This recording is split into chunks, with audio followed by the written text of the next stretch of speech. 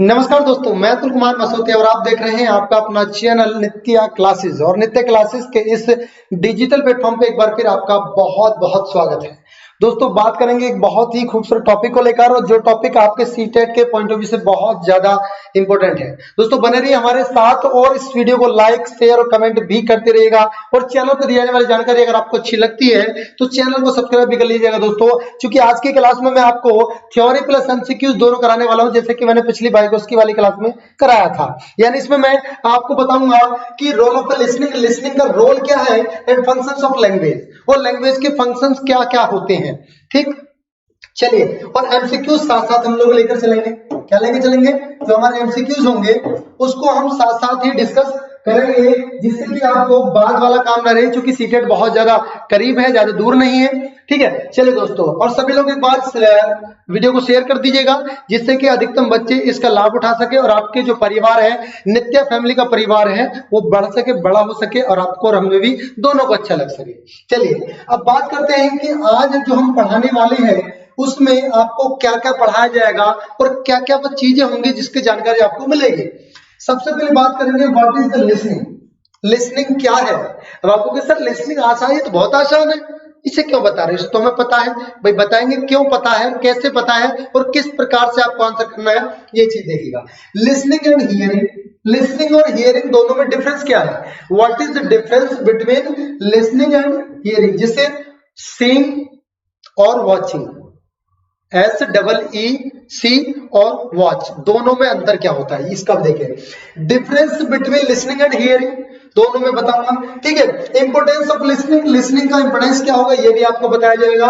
और types of listening, कितने प्रकार के लिसनिंग होती है ये भी आपको बताया जाएगा। एंड मच मोर, और भी बहुत सारी ऐसी बातें हैं जो हम आपके साथ डिस्कस करेंगे। हालांकि टॉपिक बहुत छोटा है, ज्यादा लेंथी टॉपिक नहीं है, बट फिर भी बेहतर तरीके से प्रेजेंट करने का काम करेंगे। चलिए दोस्तों, देखते हैं। अब बात करते हैं कि अकॉर्डिंग टू ऑक्सफोर्ड डिक्शनरी नहीं है, according to Oxford living dictionary. अब जो लिविंग डिक्शनरी है, तो लिसन, उसका लिसन में क्या मतलब है? टू लिसन, सुनना, is to give attention to sound और डायरेक्शन। यानी ऑक्सफोर्ड डिक्शनरी के अनुसार सुनना एक ऐसी प्रक्रिया है, एक ऐसी प्रक्रिया है या जिसके द्वारा यानी ध्यान दिया जाता है साउंड पर, आवाज पर, और किसी के द्वारा किए हुए एक्शन पर। बात समझ आ रही है? यानी कोई आवाज पर ध्यान देना या एक्शन पर ध्यान देना आपका क्या है? सुनना कहलाएगा। The act of listening involves, यानी लिसनिंग वाला जो एक्ट है उसमें क्या क्या बातें इन्वॉल्व होंगी, इस बात को समझे। यानी कॉम्प्लेक्स अफेक्टिव होगा, यानी मैं सुन रहा हूं आप बोल रहे हो, दोनों के बीच में कॉम्प्लेक्शन होगा। कोग्निटिव होगा, मतलब सुनने वाला कहीं ना कहीं एक नई चीज का संज्ञान ले रहा होगा, उसको अपने दिमाग में डालना होगा। एंड बिहेवियरल प्रोसेस, और उसके प्रति वो व्यवहारिक जो प्रक्रिया है, उसके प्रति जो व्यवहारिक प्रक्रिया है उस पर ध्यान दे रहा होगा। बात सुन आ रही है? नहीं आ रही?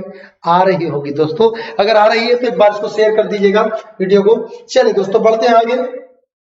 Affective process, affective process include the motivation to listen others. Affective process include the motivation to listen others. जो अफेक्टिव प्रोसेस होती है, इंक्लूड द मोटिवेशन, मोटिवेशन यानी मोटिवेशन का मतलब होता है अभिप्रेरणा, अभिप्रेरणा टू लिसन अदर्स, दूसरों को सुनने। दूसरा कोग्निटिव प्रोसेस, कोग्निटिव प्रोसेस मतलब संज्ञानात्मक प्रक्रिया। संज्ञानात्मक प्रक्रिया क्या है सर जी? संज्ञानात्मक प्रक्रिया में इंक्लूड अटेंडिंग टू, मतलब अटेंडिंग होना जरूरी है, एंड अंडरस्टैंडिंग, बातों को समझना जरूरी है, रिसीविंग, उसको प्राप्त करना जरूरी है, एंड इंटरप्रेटिंग, यानी बात को सुनने के बाद अपना प्रतिक्रिया देना भी बहुत जरूरी है टू कंटेंट, जो भी बात आप सुन रहे हो। एंड रिलेशनल मैसेज, जो उसके संबंध में जो रिलेटिव मैसेज होते हैं वो आपको देना और सुनना दोनों जरूरी होती है। तो जानकारी अगर आपको अच्छी लग रही है तो दोस्तों वीडियो को लाइक शेयर भी करते रहिएगा। ठीक, तो तीसरी आती है बिहेवियरल प्रोसेस, व्यवहारिक प्रक्रिया। अब व्यवहारिक प्रक्रिया क्या है? Include responding to others with verbal और नॉन वर्बल फीडबैक। यानी अगर आप किसी की बातों को सुन रहे हैं और सुनने के बाद वर्बली या नॉन वर्बली किसी भी माध्यम से आप उसको फीडबैक दे रहे हैं, तो इसका मतलब ये कही जाती है बिहेवियरल प्रोसेस, यानी व्यवहारिक प्रक्रिया। आपके व्यवहार में परिवर्तन आ रहा है। पहले आप सुन रहे थे, सुनने के बाद आपने सुन के मुझे गलत लगा तो आपने गलत कहा, सही लगा तो गलत सही कहा, ज्यादा सही लगा तो और बढ़िया क्या तरीके से कह दिया। यानी हम क्या कर रहे हैं, हम सामने वाले के व्यवहार के प्रति अपने व्यवहार में चेंजिंग ला रहे हैं। It is called the behavioural process. ठीक है, बात समझ आ रही है? आ रही होगी। चलिए बढ़े आगे, चलिए आगे बढ़ते हैं। अब बात करते हैं listening and hearing. Listening and hearing है क्या, इस बात को समझिए कैसे। देखिए, अकॉर्डिंग टू रोनाल्ड्स ब्रदर्स के अनुसार, अब रोनाल्ड्स ब्रदर की ही बात क्यों माने, ये दुनिया के कुछ सबसे बड़े व्यक्ति है जी, तो क्यों माने इनको? इसलिए माने क्योंकि इनको सीमियाटिक माना जाता है। सीमेटिक मतलब इन्होंने सुनने के संबंध में फोनेटिशियन भी इनको माना जाता है कि सुनना क्या है, इस पर बहुत बड़ा शोध करा है। समझ बात आ रही है? हियरिंग इज ए साइकोलॉजिकल, जो सुनना है, hearing is a psychological, sorry physiological, I am sorry, मैं बार बार गलत होता रहता। ठीक है, हियरिंग जो है वो फिजियोलॉजिकल, यानी फिजियोलॉजिकल मतलब फिजिकल एक्टिविटी होती है इसमें। Hearing is a physiological phenomenon है, और जो लिसनिंग है, listening is a psychological act है। लिसनिंग जो है वो साइकोलॉजिकल एक्ट है, यानी जब आप किसी की बातों को सुनते हैं तो आपकी मानसिक प्रक्रिया काम करती है, और जब आप किसी की बातों को हियरिंग कर रहे होते हैं तो बायोलॉजिकल तरीके से सुन रहे होते हैं, मतलब आपके कान काम कर रहे होते हैं, लेकिन आप उस पर ध्यान नहीं देते। लेकिन जब आप उस पर कान भी काम कर रहे हैं और सुन भी रहे हो, यानी दोनों काम कर रहे हो, तो तब होती है आपकी लिसनिंग, यानी आपकी मानसिक प्रक्रिया। देखी जाए तो ये साइकोलॉजिकल एंड फिजियोलॉजिकल, इसमें दोनों प्रोसेस काम करेंगे, किसमें? लिसनिंग में। बात समझ आ रही है?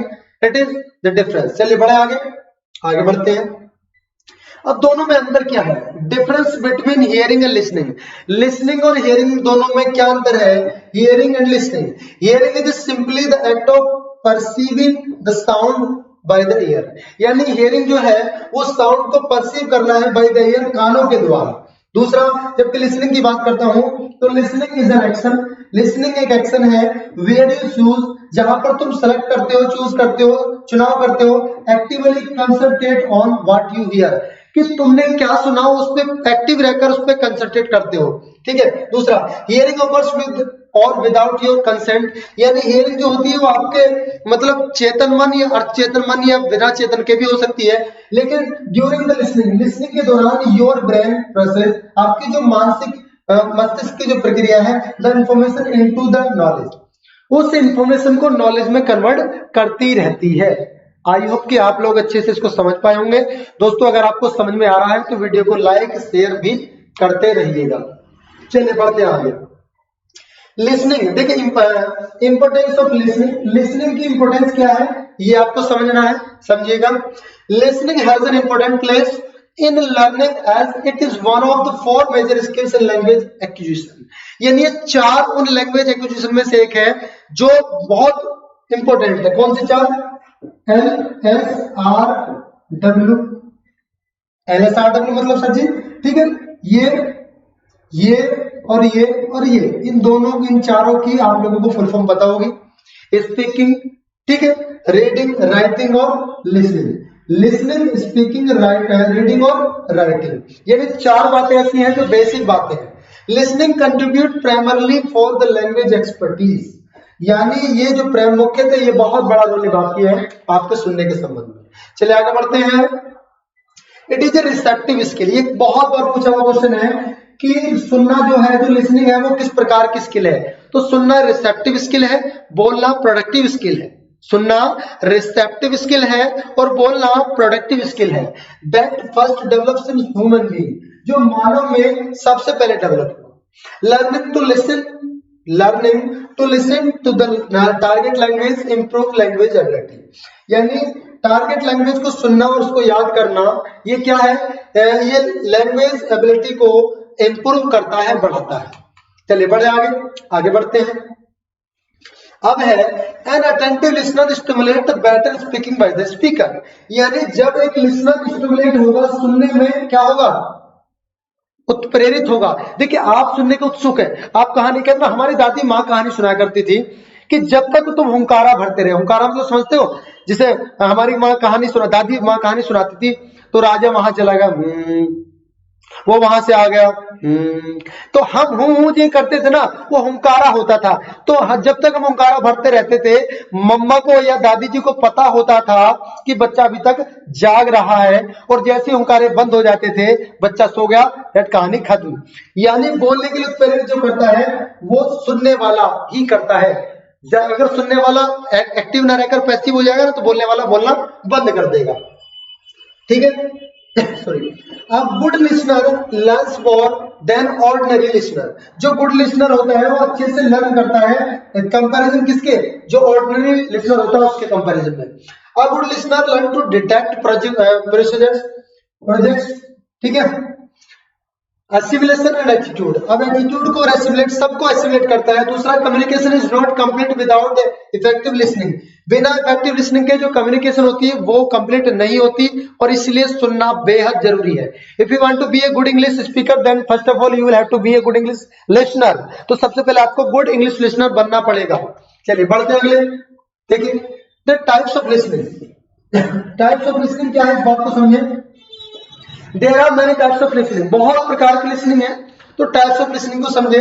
डिस्क्रिमिनेटिव लिसनिंग, डिस्क्रिमिनेटिव लिसनिंग है, कंप्रीहेंसिव लिसनिंग है, और आपका एप्रिशिएटिव लिसनिंग है, एम्फैटिक लिसनिंग है, और आपका एक्टिव लिसनिंग और क्रिटिकल लिसनिंग। यानी there are 6 type of listening which I am telling you about it, जिसके बारे में मैं बताने जा रहा हूं। ठीक है, चलिए अब बारी बारी से देखते हैं कौन सी लिसनिंग क्या काम करती है। डिस्क्रिमिनेटिव लिसनिंग क्या है इस बात को समझे भाई। Discriminative listening is the first form of listening human develops as a baby. जो डिस्क्रिमिनेटिव लिसनिंग होती है वो सबसे पहले डेवलप होती है किसी मानव के अंतर्गत जब वो बेबी होता है, बच्चा होता है। ठीक है, this basic type of listening proceeds the understanding of words and relies on the tone of voice and other subtleties of the sound of understanding meaning and the intention। देखिए इस कंडीशन में ये जो सुनना होता है वो इस प्रकार का होता है, बच्चा बोलने वाले के तरीके पे, बोलने वाले के तरीके से ही पहचान जाता है कि वो गुस्से में बोल रहा है या प्यार से बोल रहा है। ठीक है, यानी यहां पर टोन ऑफ वॉइस की बात की जा रही है। वॉइस की जो टोन होती है उस पर ध्यान दिया जाता है।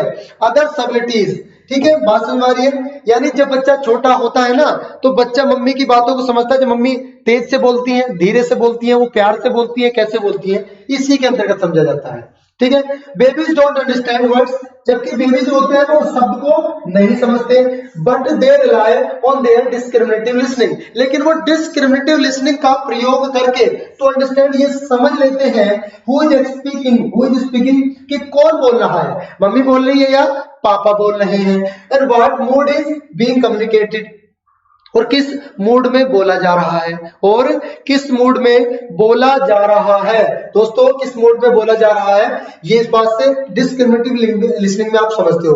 When you can only rely on discriminative listening you may turn to visual stimulate. यानी जब आप क्या करते हो, जब आप डिस्क्रिमिनेटिव लिसनिंग की बात करते हो तो you may turn to visual stimulate. तो आप विजुअलाइज करते हो, हाँ इस टाइम पे ऐसा हो रहा होगा, मम्मी ये कर रही होगी, पापा ये कर रहे होंगे, ऐसे कुछ विजुअलाइज करते हो। ठीक है, चलिए द मैनरिज्म मतलब व्यवहारवाद, द मैनरिज्म फेशियल एक्सप्रेशंस, जो चेहरे के जो हाव भाव होते हैं, एंड बॉडी लैंग्वेज, और शारीरिक जो हाव भाव होते हैं, और स्पीकर किस स्पीकर की हेल्प क्लू, ये एक क्लू देते हैं यू तुमको इन टू द स्पीकर्स मैसेज, कि स्पीकर के मैसेज को समझने के लिए। बात समझ आ रही है, यानी स्पीकर के मैसेज को समझने के लिए ये आपको क्लू दिया जाता है। चलिए बढ़ते हैं आगे। ये तो रही हमारी डिस्क्रिमिनेटिव लिसनिंग। अब बात करते हैं एक नई लिसनिंग की तरफ जो कि होगी कॉम्प्रिहेंसिव लिसनिंग।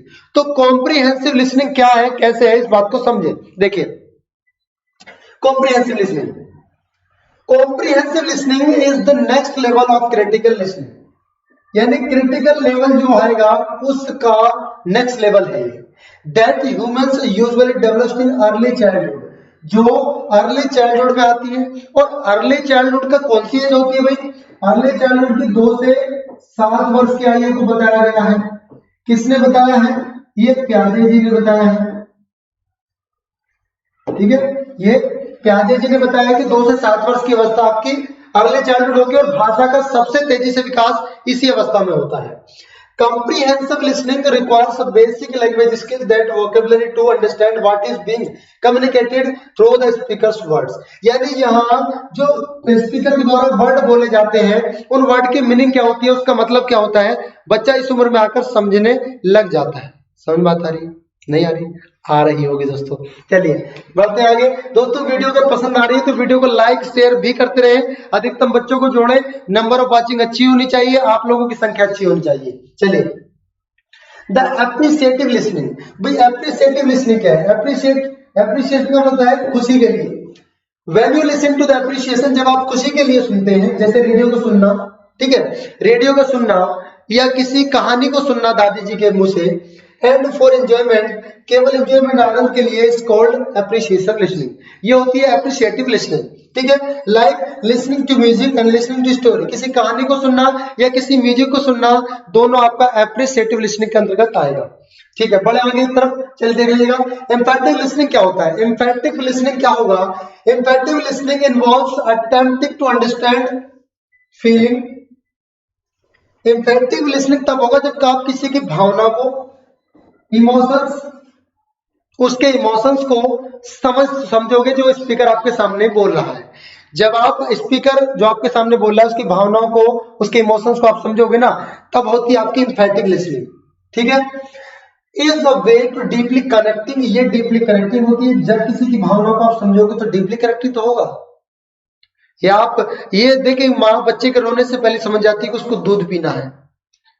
बालक के मुंह को देख के बता देती है कि ये रोता हुआ आया है, ये दुखी है, खुशी है।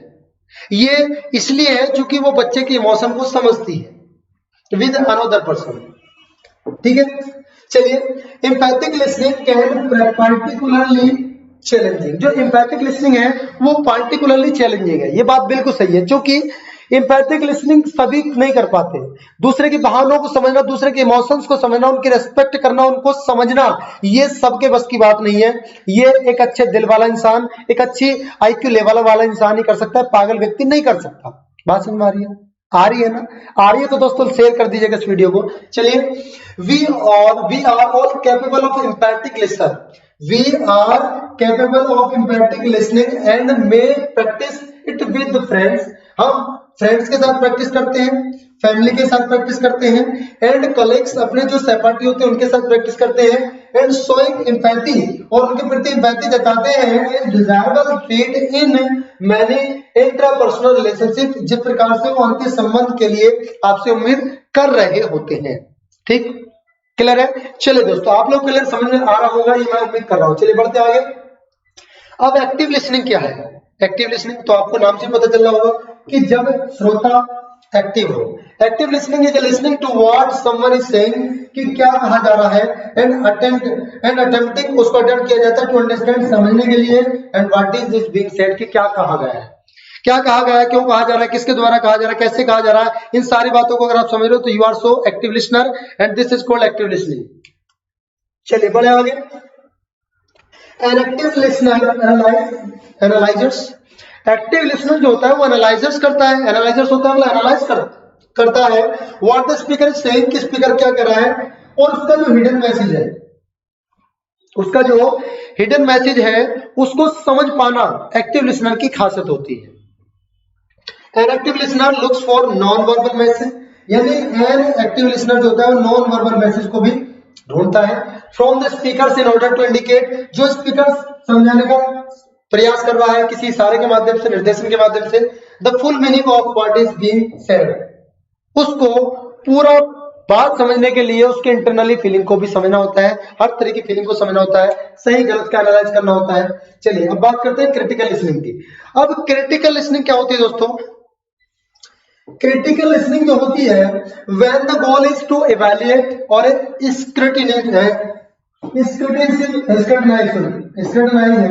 व्हाट इज बीइंग सेड, कि क्या कहा गया। Critical listening is much more active behaviour than information listening, ये इंफॉर्मेशन लिसनिंग से जो है ज्यादा एक्टिव है। Critical listening means engaging in what you are listening, कि तुम क्या सुन रहे हो, and by asking yourself questions, तुम खुद से क्वेश्चन पूछते हो कि यार जो मैं सुनो क्या मेरे लिए फायदेमंद है, क्या मेरे हित की बात है, गलत तो नहीं कह रहा, क्या कह रहा है, कैसे कह रहा है, ये सारी बात। Such as what is speaker is trying to say, कि कहने वाला क्या कहना चाह रहा है, and what is main argument being presented, कि उसके द्वारा क्या बहस प्रेजेंट की जा रही है, क्या बात बताई जा रही है। ठीक है, चलिए rules of listening. Rules of listening, don't talk during. देख रूल्स ऑफ लिसनिंग ये है कि जब आप सुन रहे होते हैं, ठीक है सॉरी, जब आप सुन रहे होते हैं तो डोंट टॉक, आप बातें ना करें। ओपन माइंडेड लिसनिंग, आप चारों तरफ को अपना माइंड खुला रखें, हर प्रकार का सोचें। ठीक है, मतलब हर प्रकार का ना सोचें, जो सुनने पहले सुने उसके बाद सोचें। डोंट बी जज बिफोर द लिसनिंग, सुनने से पहले किसी व्यक्ति को जज ना करें। ठीक है, बी पेशेंसफुल, आपको धैर्यवान रहना है जब आप किसी की बात को सुनोगे। Don't let your mind wonder, आपका माइंड भटका वाला नहीं होना चाहिए। ठीक है, रिमूव डिस्ट्रैक्शंस, आपकी जो भटका वाली चीज है आप उसको रिमूव करोगे। ठीक, दूसरा don't think out during the listening, आपको सोचना नहीं है, ज्यादा नहीं सोचना है जब आप क्या करोगे, सुनोगे। तो ये सारे रूल्स हैं सुनने के दौरान, जिसमें आप अच्छे लिसनर बन सकते हो। ठीक है, चलिए आगे देख लेते हैं techniques of good listener. Techniques of good listener, good listener की टेक्निक्स क्या क्या होती है समझिएगा। फोकस इज ऑन की पॉइंट्स, वो जो महत्वपूर्ण की पॉइंट्स होते हैं उनको लिख लेता है, उनको उन पर ध्यान देता है कि महत्वपूर्ण बातें कौन सी जिस पर मुझे जवाब देना है। Be aware of verbal, verbal और नॉन वर्बल दोनों मैसेज से वो अवेयर रहता है। लिसनिंग विद ओपन माइंड, वो ओपन माइंडेड तरीके से सुनता है। And avoid distraction and falls of listening, वो डिस्ट्रैक्शन को अवॉइड करता है और जो फॉल्स ऑफ लिसनिंग गलत तरीके का जो सुनना है उसको अवॉइड करता है। ठीक, wait for speakers to pause to clarify the answer, यानी वो स्पीकर का वेट करता है, इंतजार करता है कि वो कहां रुके जब मैं उसको आंसर दूं, रुकने के बाद ही आंसर करता है। स्पीकर को बोलते समय आंसर नहीं देना चाहिए, वो गलत तरीका होता है सुनने का। ठीक है, बी अटेंटिव एंड रिलैक्स, वो अटेंटिव अपना सावधान रहता है और रिलैक्स और बिल्कुल रिलैक्स भी रहता है। तो ये सारी बातें एक अच्छे लिसनर बनने के लिए आप यूज कर सकते हैं।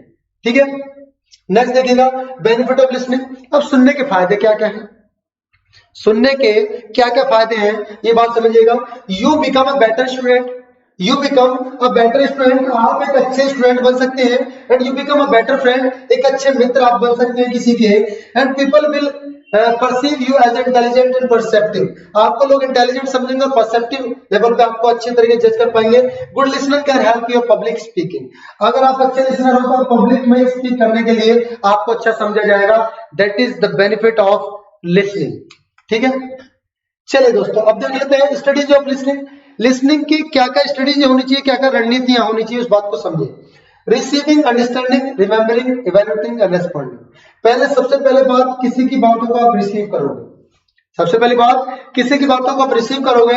एंड देन अंडरस्टैंडिंग, आप किसी की बातों क्या करोगे, अंडरस्टैंड करोगे। उसके बाद रिमेंबर करोगे कि यार ये बात क्या कह रहा है, उसको याद करोगे। इवैल्यूएट करोगे, उसका आकलन करोगे। रेस्पॉन्ड, तब उसका जवाब दोगे। किसी की बातों को इन कानों के द्वारा सुनोगे, उसके बाद अंडरस्टैंड करोगे, अंडरस्टैंड करने के बाद रिमेंबर करोगे, एंड देन इवैल्यूएट करोगे, और उसके बाद अपने प्यारे प्यारे होठों के बीच से दांतों से बोलने का प्रयास करोगे। क्लियर, समझ बात है? ठीक, चलिए दोस्तों अब जो आगे है एमसीक्यूज। अब आगे क्या है, कुछ एमसीक्यूज हैं। चलिए इन क्वेश्चन का आप लोग आंसर देने का प्रयास करें। The difference between hearing and listening is, the difference between hearing and listening is, सुनना यानी सुनने में और हियरिंग में और लिसनिंग में क्या अंतर है ये आपको बताना है। बताइए। Very small the to process amount to about the something. अच्छा, मैं सोचा सॉरी क्वेश्चन आ गया, यहाँ तो कुछ और ही है, अभी क्वेश्चन नहीं है। द डिफरेंस देखिएगा, the difference between listening and hearing, दोनों में डिफरेंस क्या है। Very small the to process amount to about the small thing. Hearing is mindful and intentional, but listening is the effortless. ठीक है, hearing is effortless, but listening is mindful and एक minute, हाँ ठीक है, ये सारी चीज आप पढ़ लीजिएगा। ठीक है, नेक्स्ट देखिएगा। हियरिंग रिक्वायर्स स्ट्रॉन्ग मोटिवेशन, जो हियरिंग है उसको मोटिवेशन की स्ट्रॉन्ग रिक्वायर होती है।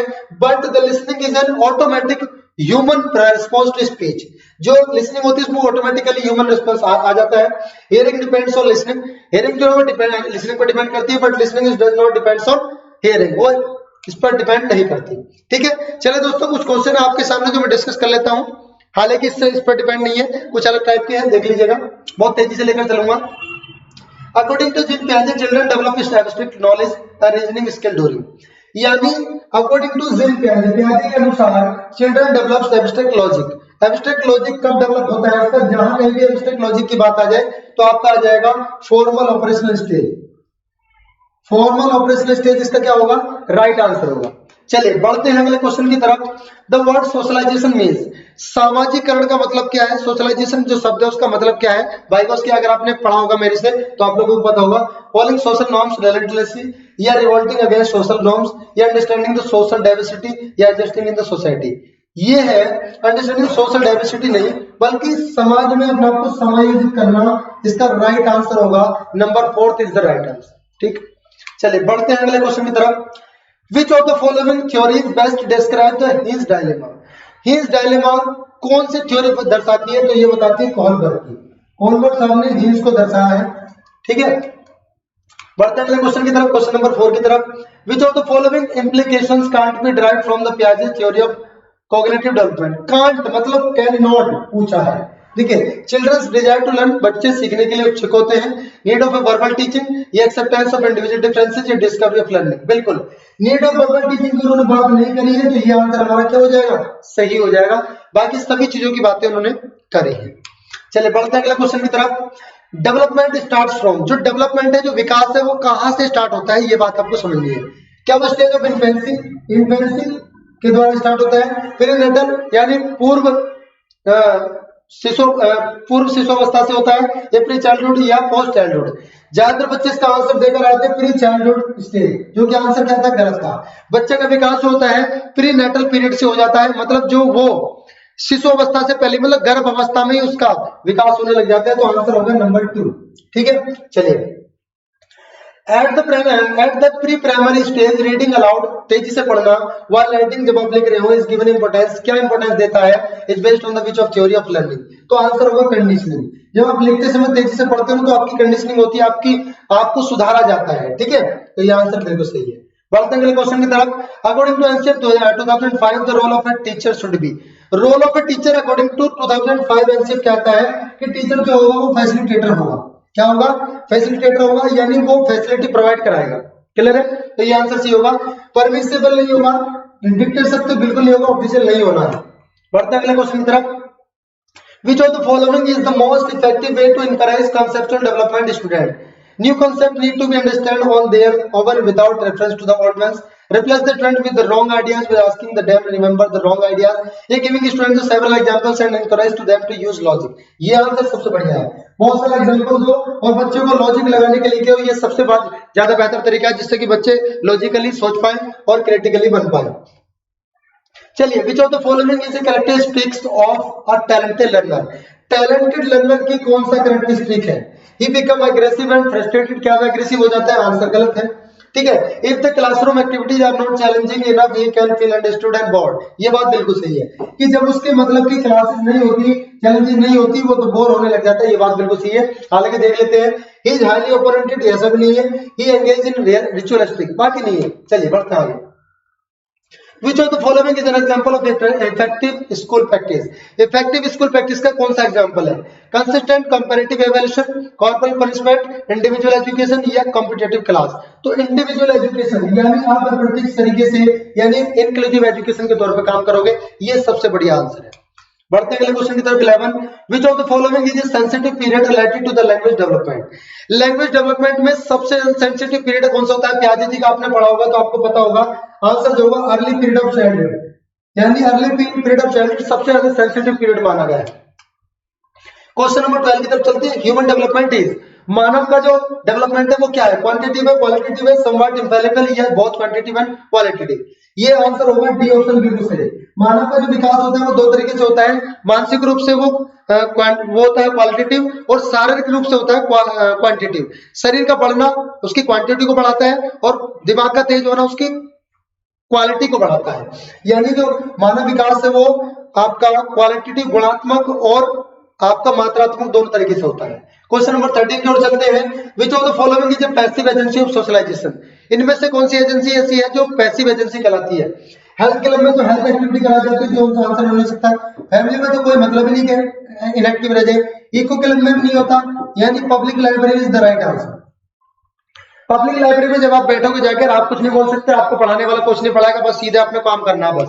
ठीक है, चलिए बढ़ते हैं क्वेश्चन नंबर 14 की तरफ। In Vygotsky theory sorry in Vygotsky की थ्योरी में which aspect of development is ignored, कौन से डेवलपमेंट को इग्नोर किया गया है? तो आंसर हमारा होगा, देखिए क्या सोशल को इग्नोर किया गया है? वाइगोत्स्की और सोशल ना हो ऐसा नहीं हो सकता, आंसर गलत है। कल्चर को इग्नोर किया गया, बिल्कुल नहीं, आंसर गलत है। बायोलॉजिकल को इग्नोर किया गया, ये आंसर बिल्कुल सही है। यानी वाइगोत्स्की ने शारीरिक विकास कैसे होता है बायोलॉजिकल तरीके से, ये नहीं बताया, तो ये आंसर बिल्कुल सही होगा। पढ़ते हैं क्वेश्चन की तरफ, क्वेश्चन नंबर 15 की तरफ। The sounds are TH, PH और CH क्या होगा? मॉर्फीम्स होगा, ग्राफोम्स होगा, लैक्मेस होगा या फोनेम्स होगा? देखिए जब साउंड की बात आए तो फोन की बात होगी, क्योंकि साउंड का मतलब भी क्या होता है दोस्तों? फोन से होता है। और फोटो का मतलब क्या होता है? फोटो जहां लिखा जाए तो उसका मतलब होता है लाइट से। ठीक है, तो आंसर क्या होगा? नंबर 4। बढ़ते हैं क्वेश्चन नंबर 16 की तरफ। Which of the following is an effective strategy to reduce the children's gender stereotyping and gender role conformity? अगर आप इसको खत्म करना चाहते हो तो सबसे ज्यादा उस पर डिस्कशन करना होगा। आपको क्या करना होगा? डिस्कशन करना होगा। That is the first answer, is the right answer. बढ़ते हैं अगले क्वेश्चन की तरफ। While working on a zigzag piling 5 years old Najma says to herself, अपने खुद से कहती है, where is the blue piece, वो खुद से कह रही है, किसी और से नहीं। Where is the blue piece, कहां है वो नीला वाला टुकड़ा? नो नो, ये वाला नहीं, नॉट दिस वन, ये वाला नहीं, डार्कर वन, वो गाढ़ा वाला, that would be go here, जो यहां होना चाहिए, that mean make this shoes, इसके द्वारा जूता बना जाएगा। This kind of talk is referred to by the Vygotsky. Vygotsky ने इस प्रकार की बातचीत को क्या कहा है? तो कहा है प्राइवेट स्पीच। जब कोई व्यक्ति किसी दूसरे व्यक्ति से बात न करके खुद से बातें करता है तो उसको कहते हैं प्राइवेट स्पीच। ठीक है, चलिए बढ़ते हैं आगे। The primary characteristic of a children with dyslexia includes, with the primary characteristic of children with dyslexia includes, कैसे इंक्लूड होता है? Attention of deficit disorder, divergent thinking, fluency in reading, inability to read fluently या engaging repetitive locomotor action. यानी inability to read fluently, यानी आप पढ़ने में सक्षम हो जाते हैं, अच्छे से नहीं पढ़ पाते। बढ़ते हैं अगले क्वेश्चन की तरफ। In which of the following periods does physical growth and development occurs at a rapid pace? बताइए दोस्तों, इसमें जो राइट आंसर होगा वो आपका होगा जो तेजी से बढ़ने वाला होगा। देखिए early childhood and middle childhood, जहां in which of the following period does physical growth and development occurs at a rapid pace, तो ये होगा अडल्ट, ये वाला नहीं होगा, ये होगा अर्ली चाइल्डहुड एंड मिडिल, इसमें सबसे ज्यादा बढ़ता है। ठीक है, in the language creative answers requires direct teaching and direct questions, content based questions, open ended question या हाईली डिसिप्लिन क्वेश्चन? तो ओपन एंडेड क्वेश्चन आपको पूछना चाहिए, इसका आंसर क्या होगा? बिल्कुल ये वाला होगा। ठीक है, चलिए दोस्तों, थैंक यू सो मच, बहुत बहुत धन्यवाद हमारे इस लाइव सेशन को हमारे साथ देखने के लिए। दोस्तों आप एक काम करके जाइएगा, लाइक शेयर कमेंट वाला काम जरूर करिएगा। अगर आपको वीडियो अच्छी लगी हो तो आप लोग लाइक शेयर कमेंट तीनों काम करिएगा। चलिए बहुत बहुत धन्यवाद, थैंक यू सो मच, जय हिंद, जय भारत, खुदा हाफिज।